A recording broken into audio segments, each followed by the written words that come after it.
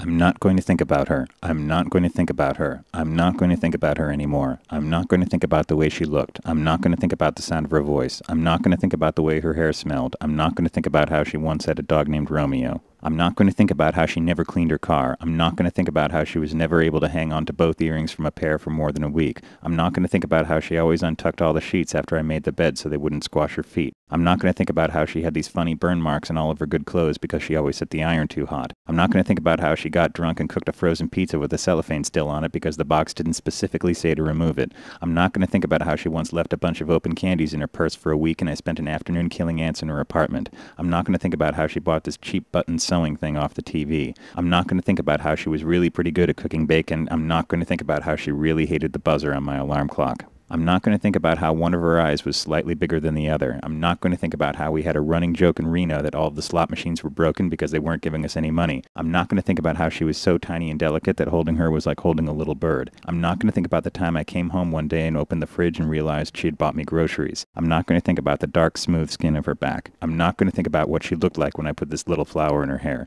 I'm not going to think about how she got drunk and cried during the scene where Chewbacca puts C-3PO back together and The Empire Strikes Back. I'm not going to think about how she always held my hand in public. I'm not going to think about how we made a deal that I'd buy her Shakespeare in Love for her birthday only if she promised I'd never have to watch it, but then she made me watch it a few times anyway. I'm not going to think about how it sometimes felt like we were the only two people on Earth. I'm not going to think about how for a long time it really seemed like it was going to work out. I'm not going to think about how I found a box on my doorstep full of everything I had ever given her. I'm not going to think about whatever she may be doing right now. I'm not going to think about how she always used to call me to change light bulbs or fix door hinges in her apartment, but now she doesn't call anymore and so she must have found somebody else to do it.